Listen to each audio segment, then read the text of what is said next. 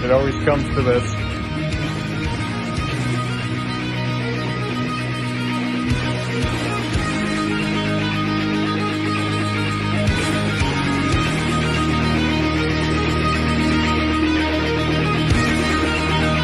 More nice shit.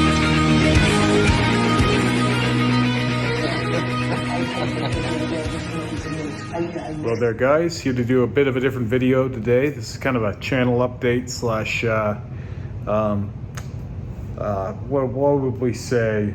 Sort of like a review of the last few months and some of the things going on here at the shop. I don't do too many of these. I don't usually have the time to. We finished a little early today and there were some things I've been meaning to talk about anyway, so I thought I'd take the chance now to address that. So, start at the top here. Obviously the last session I had, we tackled these spider eyes on my chest and we did all this red shading in between them in the black. So obviously when we first did these spider eyes, and you know, Rick and I were doing mostly black on black, and we got into white on black as well later on. We weren't so much into the color on black experimentation, whereas now I figured that the red on black, in contrast to white on black, actually stands or shows better than black on black for the most part. They both will have their uses still. This isn't to say that all of my black on black will ever become red on black, but having the red on black there in contrast to the white, you get a greater effect. And obviously we left some of the black in the balance there as well, but in time I plan to bring, I should say very soon, with how well this did, I've decided to speed up my my plans to do more of that. I'll get into that in a minute. But I plan to do more red shading on black in between the black and white on black parts on my torso, kind of all over the place. In all of the areas of background, I want to have this red glow kind of brought through, which will link it into the work on my head, neck, and arms, respectively. So for the people out there who have watched this channel for a long time, you'll know, or have paid attention to my social media for a long time in general, my first suit was mostly full color, but not fully. It was always meant to be. So my torso, for example, was black and gray. It had some color in it, obviously. There'll be a picture of that here. But the tentacles, and for the most part the entire monster that was on my torso, was always meant to be colored. So it shouldn't really surprise anyone that I'm moving back into color now, or that I have been for a while, and plan to do a lot more of it, because I was always a color tattoo guy. I actually consider Blackout to be a full color tattoo as well, because it's full saturation, even though it's black. It doesn't change the methodology of it. I've never been a big fan of negative space in general, and the less of it, the better. There's quite a bit of negative space in my Blackout still, for example. All of that will be gone shortly. So it shouldn't be too much of a surprise that I plan on building that red into the shading here. I've been thinking about adding color to my torso for a long time, as I've talked about on here. And I think it's gonna be a little while longer before I do the tentacles, because I plan on having Rick do that. But I do plan on having Terry build this red shading into the rest of my torso. And we're gonna be starting that fairly soon. With how well the spider eyes did, I gave thought to bumping that up and say not doing the blackout on my back right away. But I've been talking about that for so long that I'm just gonna go ahead and black out my back. I think that we can do most of it in a session, the first pass anyway, and what we don't get done in one session, we'll do in a second session. And then I plan on doing a full run second pass on my back, because I'm probably gonna let that chill out for a while. So I think 3 or 4 sessions in total for my back, and that does include a second pass. Terry and I actually just for the science of it, I've always wondered how much bigger a back is than, say, an arm. Now, I have a fairly big arm. That's not to say, oh, I'm huge, like I'm a muscular guy or like some Greek god or something. I don't think that at all. I have a fairly big arm, though.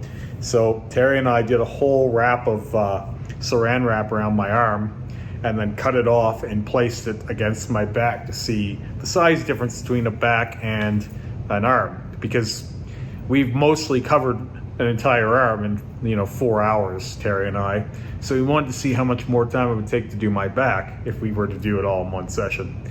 Well, it turns out my arm has the surface space of about 75% of my back in total.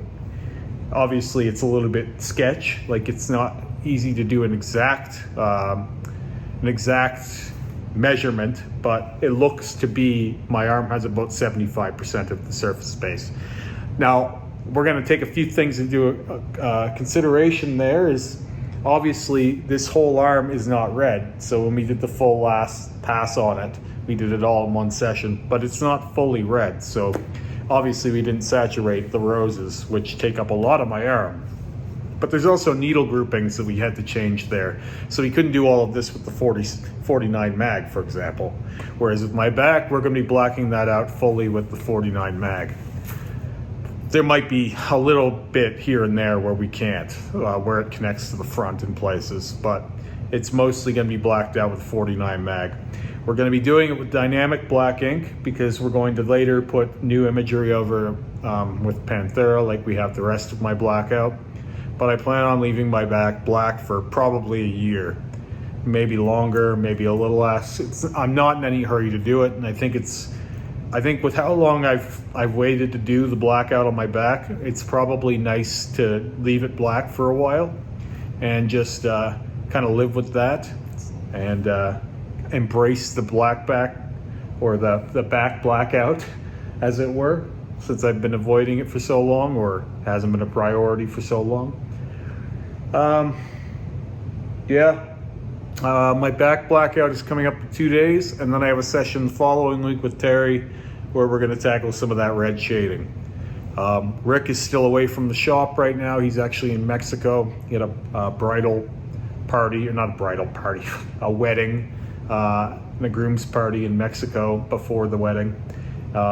There's every chance that he doesn't make it back alive, but so far I've been hearing from him a couple times a day, sending me memes and bullshit. And we did quite a bit of renovation at the shop here this last weekend. Normally we're closed on Mondays and Tuesdays. I was here every day at the shop. We had a stage in the middle of the shop here that we've removed. At the time, the owner thought we might have live bands playing at the shop. It was a silly idea, but that guy had some crazy ideas, and some of them came true and some of them worked out. And so I always say in life that you miss every shot you don't take, and Lee, the owner and my old tattoo artist, was never afraid to take shots. So anyway, we had a stage up at the back of the room here, actually, where I'm filming this vlog right now, and it was just in the way. And we're actually going to be expanding. We're going to be taking on another artist. I'm going to get to that in just a second. And we could potentially take on one further artist down the road here. I would like to have 7 artists running at this shop.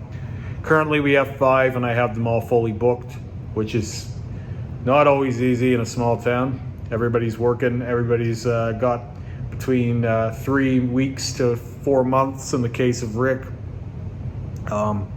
And so the impact of having a good social media presence for the shop has been very important, and it's helped everyone book up in the time that I've been here. Now, moving on to what I was going to address, we're taking on another artist here at the shop. My wife, who does the show with me, the Remy Reacts, who some people have been very critical of. Some people have suggested can't read. She's not the showman that Kevin was. All of this shit. Nonetheless, she's my wife, and she's also an artist. She has a bachelor in art. She did 10 years in art, and she's drawn her whole life, and she's an old school artist. She's actually an artist. A lot of people who get into tattooing these days aren't actually artists, which seems to shock some people to hear for some reason, but tattooing is a skill before it's an art, and I don't think most people understand that you can be one without the other. A lot of what tattooers do these days is basically just photocopying and tracing, and there's very little drawing that actually goes into it. Quite often the artists that actually care about tattooing, or not tattooing, the art behind tattooing, will have extracurricular art activities outside of the job, because just doing tattoos can kind of stifle your artistic side sometimes, as again, it's more production. Sarah was a print major, but she's versed in pretty well all forms of art and really enjoys process-based art. So for her, I think tattooing is going to be second nature. And I don't say that just because I'm fucking her. When she's at the shop apprenticing currently, her and I don't interact a whole lot because I don't want the other artists to think that she's getting favored because I'm fucking her. Once again, I'm just being real. Also, I value my space, and as much as I love my wife, I need my time away. It's good to have boundaries, but I think she's going to kill it at this, and I'm excited to watch her grow. Now, she's going to be specializing at first in mostly fine line floral, as that's one of the most popular cells in this city. Where I live, if you're not doing black and gray realism or floral projects, you're probably not eating very well as a tattoo artist. So, and me doing the bookings and seeing the projects that do come in, I've already kind of pushed her in that direction so that she gets those projects. Not because I'm going to give them to her though, because she's going to get them because she does nice floral. It's interesting when you work on the inside of a shop and you see the demand, what kind of demand versus the things that you like. They're greatly out of line. The work that I'm doing is not real popular in this city. With that said, just about all of the artists in this shop now are doing some black work projects and even getting black work done on them. Two of the young girls that work here, one of them has started at the lower leg, Blackout, and Alicia, the girl who did the white on black neck tattoo, recently just blacked out her thigh with Terry. And she's got a whole composition made up to work over top of the black. I'll be showing that off on the channel here as it develops. The point being, me just being in this shop it's been valuable because I feel like the work that's being done on me here has been seen, and it's gonna translate to the next generation of tattooers. These younger tattooers that are working here at the shop, they're not set in the old school mindset that you can't do these kinds of things. They're being informed by what they see, not what they've been told by old people who used old inks and, were brought up in a time when, you didn't use white ink at all. You used blue because you were afraid that, blood was going to color the ink. We've come a long way since then, and we still got a lot more to do. But, Terry's thinking about blacking out one of his arms now. Like I said, Alicia's got a whole composition done up for her thigh. She's at her first pass of black. Terry did a great job. It healed real easy, real smooth black. And they're gonna do a whole composition that goes all the way up to her stomach. She's covered over some of what she did herself apprenticing on her leg. And I think that's a great way to do it, personally. She learned a lot about tattooing on herself, and now she's blacked it out because she wants something nice looking. And blackout is a very valid way to do that. And I think that as time goes on, we're going to see more and more of that. Ashlyn here at the shop, our youngest apprentice, she's blacking out with Terry. She's going to be blacking out her arm tomorrow, or at least some of it. So we're going to see how far she goes. And then she's going to be doing a sleeve over blackout. So there's going to be a lot of this stuff coming out of this shop very soon. We have a girl that came over here who's blacked out both of her arms. She's going to be blacking out her chest. And then we're going to be doing a full torso, basically, of work over black on her. And all of that has been based on the photo and video evidence that I've put forward, with no filtering and no edits of any kind, despite what some tattooers keep telling people.